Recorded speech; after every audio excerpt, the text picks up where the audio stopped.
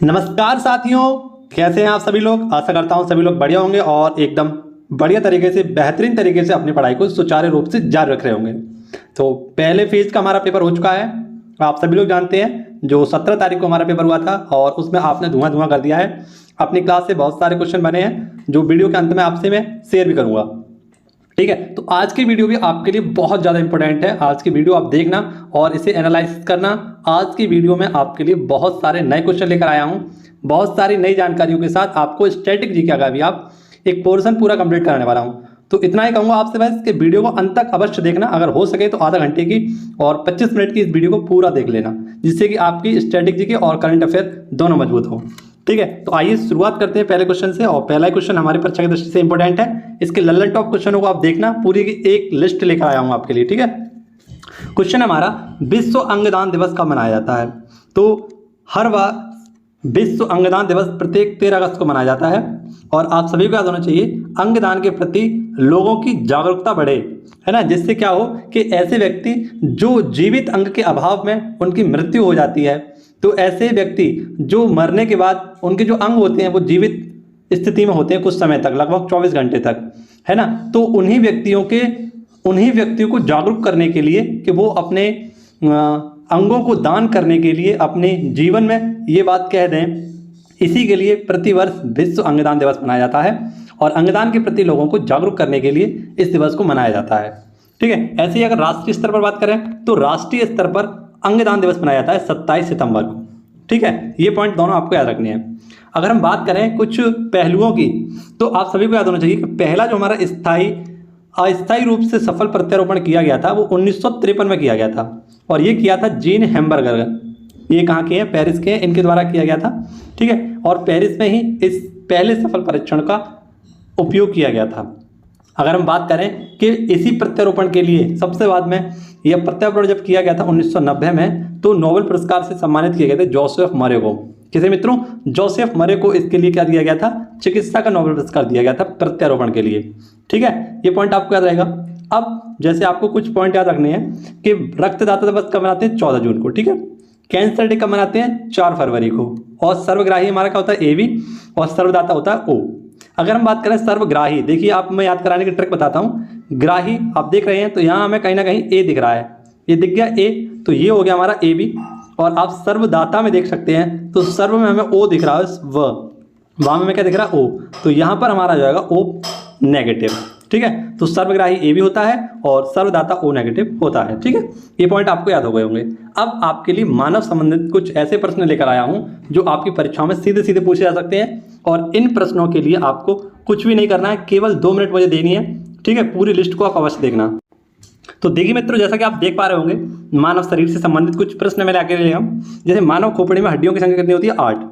मनुष्य का हृदय कितने बार धड़कता है? तो 72 बार प्रति मिनट धड़कता है, लगभग 70 से 75 सेकंड, है ना, माफ करना, 70 से 75 बार ये धड़कता है। मनुष्य स्वस्थ मशीन की जो श्वसन दर होती है 16 से 18 बार होती है। मस्तिष्क का वजन कितना होता है? 1350 से 1400 ग्राम तक होता है। शरीर की सबसे बड़ी हड्डी कौन सी होती है? फीमर हड्डी, जो कहाँ पर होती है? जांघ में। सबसे छोटी हड्डी कौन सी होती है? तो स्टेपिज, ये हमारे कान में होती है। सबसे मजबूत हड्डी जबड़ी की हड्डी होती है। शरीर का सबसे मजबूत कठोर तत्व कौन सा होता है? एनामिल, जो हमारे दांतों पर लगा होता है। मनुष्य के सौंदर्य के अध्ययन को क्या कहते हैं? कैलोलॉजी। सामान्य मनुष्य का रक्तचाप कितना होता है? 120 से 80 मिमी। ठीक है, इसी प्रकार से आपको याद रखना है कि शरीर में रक्त परिभ्रमण में लगा समय क्या होता है? 23 सेकंड। मानव शरीर में जल की मात्रा कितनी होती है? तो 65 से 75%। ठीक है, 65 से 80%। रक्त की मात्रा के भार का होता है 7%। मनुष्य में रक्त की मात्रा होती है 5 से 6 लीटर। मानव रक्त क्षारीय होता है और इसका मान होता है 7.4।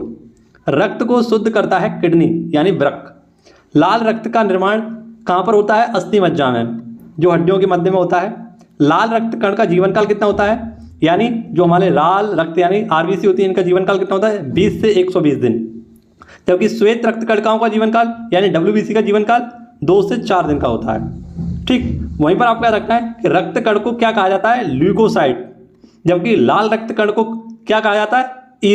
इरिथ्रोसाइट। शरीर के ताप का नियंत्रण कौन करता है? हाइपोथैलेमस ग्रंथि, जो हमारे मस्तिष्क में पाई जाती है। सर्वदाता रक्त समूह कौन सा है? तो ओ। और सर्वग्राही रक्त समूह कौन सा है? ये है ए बी। ब्लड बैंक किसे कहते हैं? प्लीहा या स्प्लीन को। भोजन का पाचन प्रारंभ होता है मुख से, पचे हुए भोजन का अवशोषण का होता है छोटी आंत में। और आपको याद रखना है क्या, 2-4 क्वेश्चन और हैं आपके, कि पित्त स्त्रवित होता है यकृत द्वारा। शरीर की सबसे बड़ी ग्रंथि कौन सी होती है? लीवर। शरीर का सबसे बड़ा अंग कौन सा होता है? त्वचा। सबसे छोटी ग्रंथि मास्टर ग्रंथि, जिसे हम पिट्यूटरी ग्रंथि कहते हैं, मस्तिष्क में पाई जाती है। रक्तचाप मापने का यंत्र कौन सा होता है? तो स्फेग्नोमीटर। कौन सा मित्रों? स्फेग्नोमीटर। मनुष्य में पसलियों पाई जाती है कितनी? 12 जोड़ी। शरीर में हड्डियों की कुल संख्या कितनी होती है? 206। मनुष्य के जो मांसपेशियां होती है उनकी संख्या कितनी होती है? 639। और लार में पाया जाने वाला जो हमारा एंजाइम होता है वो होता है टाइलिन। लिंग निर्धारण ये पुरुष क्रोमोसोम्स के द्वारा होता है। और मनुष्य का हृदय 4 कोष्ठकीय होता है। शरीर में गुणसूत्रों यानी क्रोमोसोम्स की संख्या 46 होती है। शरीर की सबसे बड़ी कोशिका तंत्रिका तंत्र है। RH फैक्टर की खोज लैंड स्टीनर और बीनर के द्वारा की गई थी। शरीर में अमीनो अम्ल की संख्या 20 होती है। और शरीर में प्रतिदिन मूत्र की मात्रा 1.5 लीटर होती है। मूत्र में जो दुर्गंध आती है वो यूरिया के कारण आती है। और मानव मूत्र अम्लीय होता है और इसका pH मान 6 होता है। ठीक है, इसी के साथ आपका रखना है कि विटामिन ए संचित रहता है कहाँ पर? यकृत में। और शरीर का सामान्य तापमान होता है 98.6 फ़ारेनहाइट या 37 डिग्री सेंटीग्रेड या 310 केल्विन। टीबिया नामक हड्डी पाई जाती है पैर में। और शरीर के ऊतकों का निर्माण प्रोटीन से होता है। मस्तिष्क का बड़ा भाग प्रमस्तिष्क यानी सेरेब्रम होता है। और दांतों और हड्डियों की संरचना के लिए कैल्शियम और फास्फोरस की आवश्यकता पड़ती है। तो ये हमारे मानव शरीर से कुछ इंपॉर्टेंट क्वेश्चन थे। आए दिन इन क्वेश्चनों से आपके नंबर बनते रहते हैं। ठीक है, तो आशा करता हूँ आप इन सभी को एक बार सुन तो लेंगे ही और इनका रिवीजन भी करेंगे ही। ठीक है, तो ऐसे ही क्वेश्चन आपसे पूछे जा रहे हैं आजकल। आशा करता हूँ मैं आपको ये दिखाने के सारे क्वेश्चन दिखाने की कोशिश कर रहा हूँ। आप इन्हें देखिएगा और नोट डाउन जरूर कर लीजिएगा। ठीक है, आगे बढ़ते हैं अगले क्वेश्चन की ओर। अगला क्वेश्चन भी आपका बहुत ज़्यादा इंपॉर्टेंट है। और आज का हमारा क्वेश्चन नंबर 10 तो आपके लिए बहुत ही ज़्यादा इंपॉर्टेंट है, जैसा कि आपने थंबनेल में देख लिया होगा। अगला क्वेश्चन है क्वेश्चन नंबर 2। बहुत इंपॉर्टेंट क्वेश्चन है और कुछ विशेष जानकारियां बताऊंगा, इन्हें आप गौर से सुनना। ठीक है, क्वेश्चन नंबर 2 पूछा गया नवरोज उत्सव।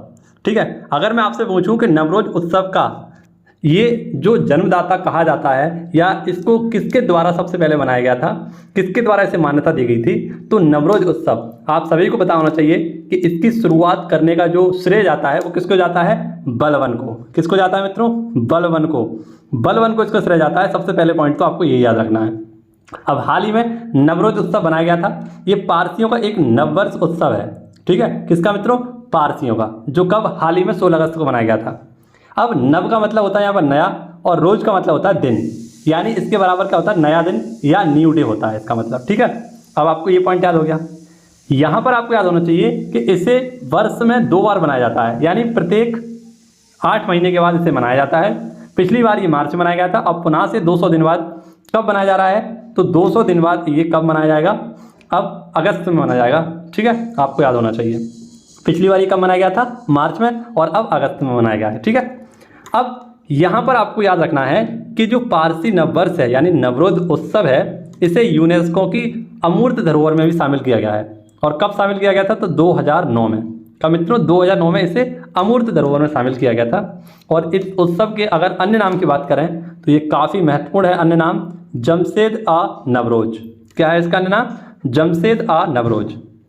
अब कुछ महत्वपूर्ण आपके लिए उत्सव लेकर आया हूँ। आशा करता हूँ आप इन सभी को एक बार देखेंगे। सारे के सारे नए उत्सव हैं आपके लिए, नए पॉइंट आपके लिए लेकर आया हूँ, क्योंकि यहाँ से क्वेश्चन पूछे जा सकते हैं आपसे। तो खारची उत्सव ये त्रिपुरा का है, खारची।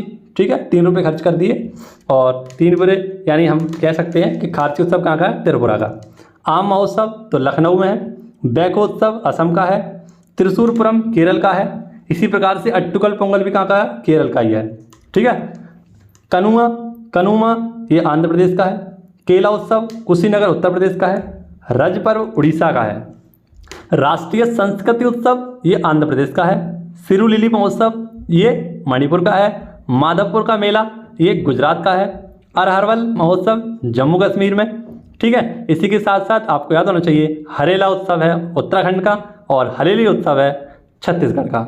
इसी के साथ साथ मैं आपको कुछ और बोलकर बताना चाहूँगा, जैसे कि आपको याद होना चाहिए लोसर उत्सव लद्दाख का है, लोसार हिमाचल प्रदेश का है, लोसांग ये आपका है, लोसांग सिक्किम का है। ठीक है, इसी प्रकार से जल्लिकट्टू तमिलनाडु का है, और तेलंगाना का आपको याद रखना है बथुकम्बा, नागालैंड का याद रखना है ये हॉर्नबिल उत्सव। ठीक है, और अट्टुकल पोंगल केरल का है, पोंगल तमिलनाडु का है। तो इस प्रकार से कुछ उत्सव हैं आपके जो आपको याद होने चाहिए। ठीक है, आशा करता हूँ आप इस वीडियो को काफ़ी गौर से सुनते होंगे, क्योंकि सारे के सारे मैं पूरी वीडियो में आपसे क्वेश्चन ही रिवाइज कराता हूँ, क्वेश्चन ही बोलता हूँ। ठीक है, अगले क्वेश्चन की ओर बढ़ते हैं। बहुत महत्वपूर्ण अगला क्वेश्चन भी है। अगला क्वेश्चन आपके सामने बहुत ही इंपॉर्टेंट क्वेश्चन है, ग्राम रक्षा गार्ड योजना। कौन सा मित्रों? ग्राम रक्षा गार्ड योजना। ये हाल ही में जम्मू कश्मीर में स्टार्ट की गई है, और आप सभी को आना चाहिए कि सीमा पार प्रेरित आतंकवादी जो कृत्य करते हैं उनको कम करने के लिए इस ग्राम रक्षा गार्ड योजना को स्टार्ट किया गया है। यानी यहाँ पर जो रक्षा गार्ड बनाए गए हैं, आप सभी लोग देख सकते हैं इसके नाम में ही इसका आंसर छुपा हुआ है कि जो रक्षा वाले गार्ड हैं, गार्ड जो रक्षा करेंगे वो हमारे गांव के ही होंगे, उनको प्रशिक्षित किया जाएगा। ठीक है, और ये क्या करेंगे, जो आतंकवादी कृत्य हो रहे हैं उनको कम करने के लिए इनको ट्रेनिंग दी जाएगी। ठीक है, अब आप सभी को पता है जम्मू कश्मीर, तो जम्मू कश्मीर की राजधानी क्या है? श्रीनगर। क्या है मित्रों? राजधानी श्रीनगर यहाँ पर कर लेना, मैंने जम्मू कश्मीर लिख दिया। यहाँ की राजधानी क्या है? जम्मू कश्मीर की राजधानी है श्रीनगर। हाल ही में विधानसभा सीटों की संख्या यहाँ पर तय की गई है, 90 यहाँ पर विधानसभा सीटें, और रंजना प्रकाश देसाई की सिफारिश पर या समिति के द्वारा ये 90 सीट बनाई गई हैं। यहाँ पर नेशनल पार्क है, एक बेहद फेमस नेशनल पार्क है दाचिंगम नेशनल पार्क, और यहाँ के उपराज्यपाल हैं मनोज सिन्हा। कौन है मित्रों? मनोज सिन्हा। आप सभी को पता है कि जम्मू कश्मीर पहले एक राज्य था, लेकिन इसको 31 अक्टूबर 2019 को क्या बना दिया गया? एक यूटी बना दिया गया, या यूनियन टेरिटरी बना दिया गया, क्योंकि यहाँ से जो हमारा विशेष राज्य का दर्जा प्राप्त था, इसको आर्टिकल 370 के कुछ भाग को समाप्त कर दिया गया। जम्मू कश्मीर में एक स्वास्थ्य बीमा स्टार्ट की गई थी, और प्राचीन शारदा देवी मंदिर जो यहाँ के कश्मीरी पंडित हैं, इनके यहाँ एक प्राचीन शारदा देवी मंदिर है जो यहीं पर स्थित है जम्मू कश्मीर में। ठीक है, अब आपको पता है कि कश्मीरी पंडित से संबंधित एक अभी हाल ही में पिक्चर आई थी, मूवी आई थी, उसका नाम था क्या? कश्मीर फाइल्स, और उसके निदेशक या उसके डायरेक्टर कौन थे? तो आप सभी का याद होना चाहिए विवेक अग्निहोत्री। सबसे लंबी रेलवे सुरंग कौन सी है जम्मू कश्मीर में? ये है T49। ठीक है, इससे पहले कौन सी थी? पीर पंजाल। नेक्स्ट बेहद इंपॉर्टेंट क्वेश्चन, क्वेश्चन नंबर 4 क्या है, और इसमें भी कुछ अन्य क्वेश्चनों पर बात करूंगा, जानकारी दूंगा आपको विशेष। क्वेश्चन हमारा डूरेंट कप फुटबॉल टूर्नामेंट का आयोजन। तो 3 राज्यों में इसका आयोजन होने वाला है, और ऐसा पहली बार होगा कि इन तीनों राज्यों में अब तक डूरेंट कप का आयोजन नहीं किया गया था, और अब इसका आयोजन किया जाएगा 2022 में। ठीक है, अब आपको याद होना चाहिए कौन कौन से वे राज्य हैं, तो असम, पश्चिम बंगाल और मणिपुर। ठीक है, यानी मैप से आप याद रख सकते हैं MAP। मैप में क्या होगा? डूरेंट होगा, तो मैप में क्या होगा? डूरेंट कप होगा, यानी मणिपुर, असम और पश्चिम बंगाल पर, यहाँ पर इन तीनों राज्यों में क्या होने वाला है? डूरेंट कप होने वाला है। ठीक है, आप सभी को तीनों नाम याद रहेंगे कि डूरेंट कप का आयोजन कहाँ पर होगा? मैप में, यानी मणिपुर, पश्चिम बंगाल और असम में।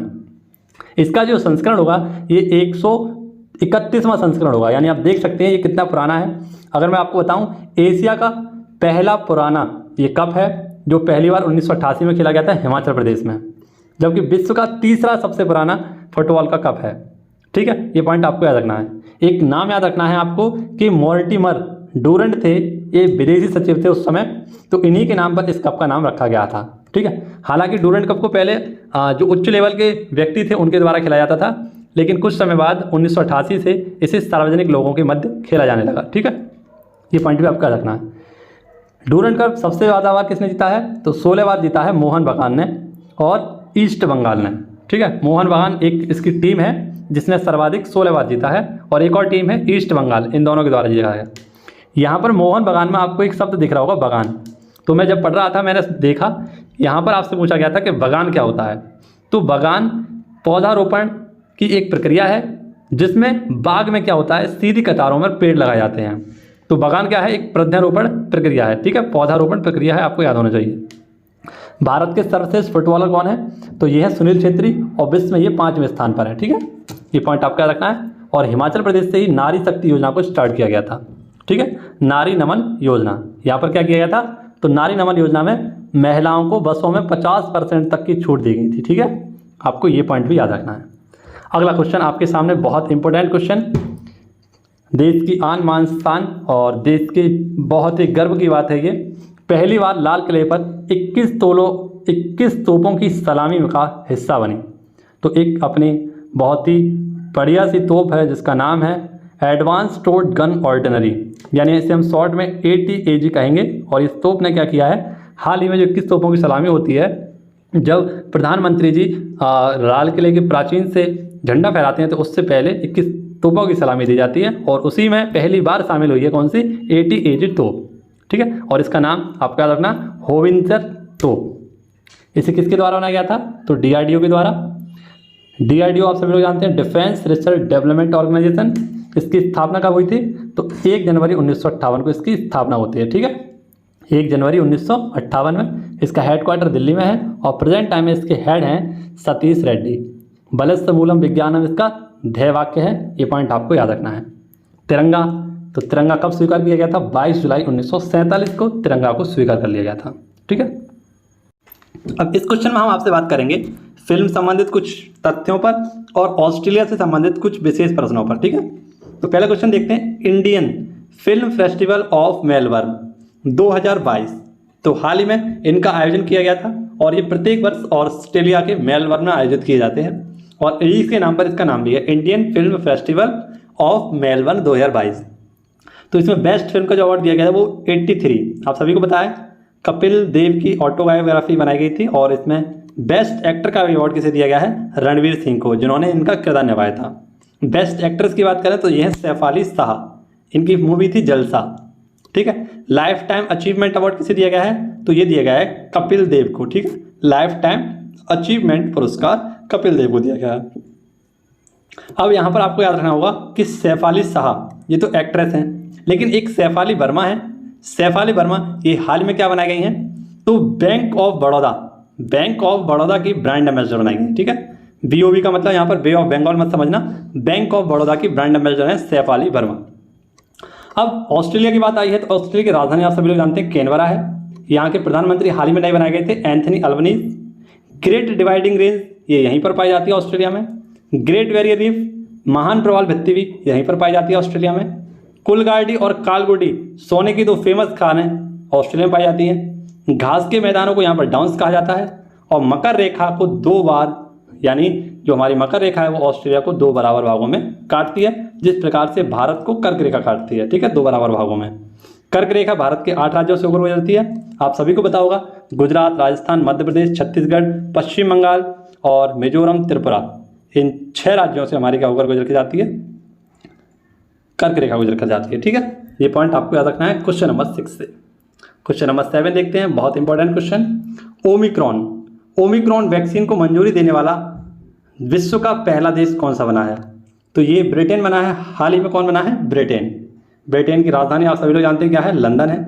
ठीक है, हालांकि अगर हम बात करें ब्रिटेन की तो ब्रिटेन की राजधानी लंदन है। ठीक है, तो हाल ही में ब्रिटेन ने क्या किया है, जो ओमिक्रॉन वैक्सीन बनाई गई थी इसका जो वेरिएंट आया था वो दक्षिण अफ्रीका में सबसे पहले देखा गया था और बोत्सवाना में इसका पहला मरीज पाया गया था। तो B.1.1.529 इसका वेरिएंट है और ओमिक्रॉन की वैक्सीन जो बनाई गई थी वो ब्रिटेन ने अपना ली है। ठीक है, अब कोविड-19 संबंधित एक क्वेश्चन आपको नोट में मैं लिखा रहा हूँ, इसे नोट कर लेना और इसे याद रख लेना कि कोविड-19 टीकाकरण को स्थगित करने वाला पहला देश कौन सा था, डेनमार्क। कौन सा मित्रों, डेनमार्क की राजधानी क्या है, कोपेनहेगन। और डेनमार्क ने किस पर कब्जा कर लिया है, तो इसने ग्रीनलैंड पर कब्जा कर लिया है। ठीक है, अगला क्वेश्चन आपके सामने है क्वेश्चन नंबर 8। क्वेश्चन नंबर 10 का अगर आप सभी लोग इंतजार कर रहे हैं तो आप सभी का आज 1 नंबर पक्का होने वाला है। ठीक है, क्वेश्चन नंबर 8 है, किस देश की नौसेना को पहली बार डॉर्नियर 228 यानी 228 डॉर्नियर समुद्री निगरानी विमान सौंपा गया है। तो डॉर्नियर 228 या यूं कहें 228 ये हाल ही में श्रीलंका को सौंपा गया है। एक पहले सौंप दिया गया था, दूसरा अब सौंपा जाएगा। तो कुल मिलाकर 2 यहाँ पर ये जो विमान है समुद्री निगरानी विमान सौंपे जाएंगे। किसके द्वारा इन्हें बनाया गया था, तो हिंदुस्तान एरोनॉटिक लिमिटेड के द्वारा इसे बनाया गया था। ठीक है, यहाँ के प्रधानमंत्री की बात करें तो वह हैं दिनेश गुणवर्धने और राष्ट्रपति कौन है, विक्रम रणिले सिंधे। बात करें भारत और श्रीलंका की तो इनके मध्य एक पाक जल संधि पाई जाती है। मित्र शक्ति युद्धाभ्यास होता है, सिलिनेक्स युद्धाभ्यास भी होता है, ठीक है। और एलिफेंट जो दर्रा है वो किसके पास है, श्रीलंका के पास ही है। हम्बनटोटा बंदरगाह किसके पास है, तो ये भी श्रीलंका के पास है। और हाल ही में आपको बताना चाहिए कि हम्बनटोटा बंदरगाह पर यहाँ पर चीन का एक जहाज आकर खड़ा हो गया है, ठीक है। ये आज ही की न्यूज है। क्वेश्चन नंबर 9 बहुत इंपॉर्टेंट क्वेश्चन है, गौर से सुनिएगा। फीफा के तीसरे पक्ष के हस्तक्षेप के कारण किस देश को फुटबॉल महासंघ को तत्काल प्रभाव से निलंबित किया गया है। तो ये क्वेश्चन आपको समझ में नहीं आएगा, लेकिन मैं आपको पूर्णतः बहुत सरल तरीके से समझाने की कोशिश करूंगा। ऐसे मान लीजिए कि जैसे बहुत बड़ी संस्था है एक, ठीक है, और एक भारत की भी संस्था है, तो उनको मिलाकर क्या किया जाएगा, जब भी उनमें विवाद किया जाएगा तो बड़ी संस्था उसका निर्णय करेगी, लेकिन छोटी संस्था जब उसके बीच में आ जाएगी, उसका तीसरा कोई पार्टी आ जाएगी, तो यहाँ पर जो बड़ी संस्था है उसे बैन कर देगी। तो ऐसा ही कुछ हुआ है हमारे फुटबॉल क्लब में। तो आइए समझते हैं इसको क्या है ये। देखिए मित्रों, जैसा कि मैंने आपको बताया फीफा, ठीक है। अब फीफा जो है ये ऑल इंडिया फुटबॉल फेडरेशन, ठीक है। अब इसके द्वारा क्या हुआ था, 2020 में चुनाव किए गए थे, ठीक है। 2020 में चुनाव होने थे, लेकिन इसके चुनाव टल गए, आगे स्थगित हो गए। तो सुप्रीम कोर्ट ने क्या किया, यहाँ पर अपना हस्तक्षेप कर दिया, है ना। अब 3 महीने ने कि इन्होंने क्या कर दिए, चुनाव के आदेश दे दिए कि भाई साहब जल्दी से कर लीजिए, 3 महीने में अपने चुनाव खत्म कर लीजिए। तो यहाँ पर फीफा ने क्या कहा कि आप ये बात क्यों कह रहे हैं, तीसरा पक्ष यहाँ पर नहीं आना चाहिए। तो जब सुप्रीम कोर्ट बीच में आ गया फीफा के, तो उन्होंने क्या कर दिया, भारत को बैन कर दिया, निलंबित कर दिया। और ऐसा पहली बार हुआ है 85 सालों में, ठीक है। ये पॉइंट आपको याद रखना है। अब नोट करके आपको याद रखना है, अगर ये जो हमारा भारत बाहर हो जाएगा, और आपको पता है अंडर 17 जो महिला फुटबॉल होने वाला है ये भारत में ही होने वाला है, ये भी निलंबित हो गया है, ठीक है। संतोष ट्रॉफी किससे संबंधित है, केरल, माफ करना, फुटबॉल से संबंधित है, और केरल ने इस हाल ही में जीत लिया है पश्चिम बंगाल को हराकर। फीफा की बात आई है, तो फीफा इसके हेड कौन है, जियानी इन्फेंटिनो।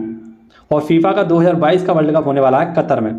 इसी के साथ साथ 2026 का कहाँ पर होगा, कनाडा, अमेरिका और मैक्सिको में, ठीक है। कौन है, जियानी इन्फेंटिनो। और फीफा का हेडक्वार्टर कहाँ पर है, ज्यूरिख, स्विट्जरलैंड में। स्विट्जरलैंड में हमारे बहुत सारे हेडक्वार्टर हैं, मैंने आपको बताया भी है काफ़ी बार। स्विट्जरलैंड, जिनेवा में हमारा WTO, WHO, ठीक है। इसके साथ WIPO, रेड क्रॉस, अंकटाड, इन सभी के हेडक्वार्टर कहाँ पर है, तो स्विट्जरलैंड में ही है। क्वेश्चन नंबर 10 आपके लिए, 10 क्वेश्चन नंबर 10 है, सतत विकास लक्ष्यों को संबंधित एक मंथन मंच लॉन्च किया गया है। जो सतत विकास है हमारे, यानी कि सस्टेनेबल डेवलपमेंट जो गोल हैं, इनके लिए एक मंथन मंच लॉन्च किया गया है। और किसने किया है, प्रधान वैज्ञानिक सलाहकार है हमारे अजय सूद, इनके द्वारा लॉन्च किया गया है। क्यों किया गया है, तो विज्ञान, तकनीक और नवाचार को बढ़ावा देने के लिए सतत विकास लक्ष्यों के लिए एक मंथन मंच लॉन्च किया है। कुल कितने गोल हैं हमारे, तो कुल 17 गोल हैं SDG, जो 2015 से 2030 तक के हैं, आपको याद होना चाहिए, ठीक है। अब बात आई है अजय की, तो अजय नाम के कुछ व्यक्ति हैं आपके सामने जिनको मैं बताना चाहूँगा।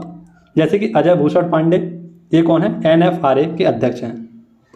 Ajay Kumar Malhotra, UNHRC, United nation human council है जो हमारी, इसकी सलाहकार समिति के अध्यक्ष हैं। अजय कुमार सूद आप जानते ही हैं, प्रधान वैज्ञानिक सलाहकार हैं। इसी के साथ Ajay Mathur, international solar alliance IAS, international, माफ करना, ISA, इंटरनेशनल सोलर अलायंस, इसके क्या है मित्रों, ये हेड हैं। और आप सभी को पता है ये कहाँ पर है, गुरुग्राम, हरियाणा में इसका हेडक्वार्टर है, ठीक है। नेक्स्ट अजय त्यागी, तो जो हमारा SBI है, SBI के पूर्व अध्यक्ष कौन थे, अजय त्यागी। SBI के नहीं, सेबी के पूर्व अध्यक्ष कौन थे, अजय त्यागी, ठीक है। यहाँ पर आप कर लेंगे इस करेक्शन, सेबी, SEBI, सेबी। और प्रेजेंट टाइम में कौन है, माधवीपुरी बुच्च। अजय सिंह कौन है, बैडमिंटन संघ के अध्यक्ष, ठीक है। बैडमिंटन संघ के अध्यक्ष हैं कौन, तो अजय सिंह। तो ये हमारे कुछ क्वेश्चन थे आपके सामने मैंने रखे। आशा करता हूँ सारे क्वेश्चन आपको समझ में आए होंगे, अच्छे लगे होंगे। काफ़ी मेहनत करी है मैंने आपके लिए, और पूरी वीडियो को बहुत ही कम समय में आपके सामने रखने की, बहुत सारा कंटेंट रखने की कोशिश की है। तो आशा करता हूँ आप पूरी वीडियो को अंत तक देखेंगे, और पसंद आए तो वीडियो को लाइक, दोस्तों के साथ शेयर जरूर करेंगे। इसी के साथ मिलना होगा आपसे अगली वीडियो में। धन्यवाद, जय हिंद, जय भारत, वंदे मातरम, भारत माता की जय।